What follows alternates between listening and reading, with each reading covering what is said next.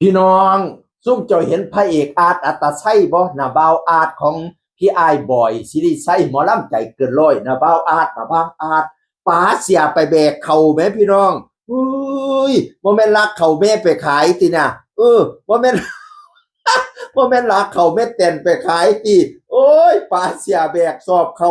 ว้ายคนหยังมารอคักรอแน่ติพออีแม่เคยช่วงนี้ช่วงเอาเขาคือเล่าช่วงเกี่ยวเขาดอยุเขาดอยุบ่แม่นเขาปีพี่น้องเอ้ยจะแม่นเล่าเก้าลำน้ำสมัยให้ฮอดยุคใดแล้วก็เฮ็ดรูปยุคนั้นอันนี้ยุคเกี่ยวเขายุคแบกเขาลูกเอาเขาขึ้นเล่าแล้วก็มาแบกเขาน้ำเขาเนี่ยนะวันที่2วันที่3พฤศจิกายนป่าเสียแบกข้าวโอ้ยหล่อขี้แตกขี้เตนวันที่2อันเกี่ยวข้าวบัดเนี่ยไปลงแขกเกี่ยวเขาโอ้ยเนาะป๋าเสียเกี่ยวเขาสูคนหยังมารูปล้อคักเที่ยสูแบกเขาว่ารอเราเกี่ยวเขาแห้งรอจัวหน้าตาดีๆจักสี่ย่ำขี่ได้เบ้งป่ะเนี่ยหน้าตาดีๆจักสี่ไปขี่ชนะให้จักมือนับยางว่าเขาเป็นตะโง่ลงโค้งดีให้เขาเป็นตะเล่าแตกดีให้โอ้ยอ่อนซ้อนคนรอพระเอกอาร์ตอัธชัยนี่เข่งมารับใจเกินร้อยพี่น้องเอ๋ยอีกรูปหนึ่งบทเซ็กซี่เป็นตาหน้าพี่น้องอันรูปอันที่มันถือตะเกียงโป๊ะนั่นแหมใช้ผ้าขาวๆนั่นแหมอุ้ยมองกลางคือเป็นตุ่มๆจังเลยกล้ามพุ่นกล้ามท้องนะจุดเป็นร่อนอยู่หน้าอกหน้าใจนะเอ้ยทรงผมเกาหลีเก่าใจหายพระเอกอาร์ตชัยป๋าเสียถือตะเกียงโปบัดน้ำใส่เสียกะรออีกบาทหนึ่งดิใส่สูทสีดำนะเห็นบอกว่าวันลูกวันที่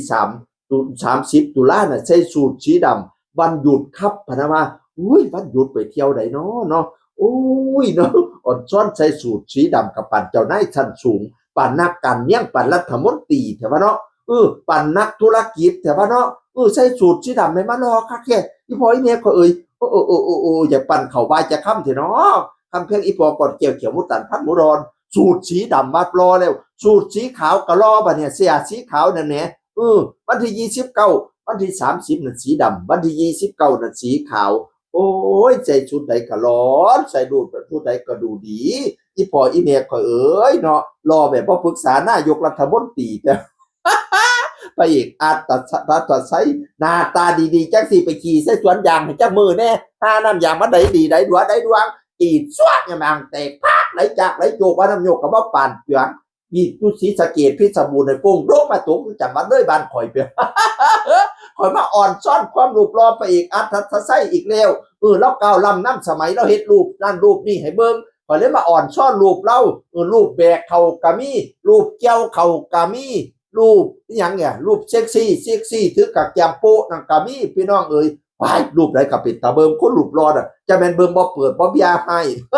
เบิ่งบ่อิ่มบ่เต็มเสียงคือคนเก่าเว้าสู่ฟังสวัสดีครับสวัสดีครับ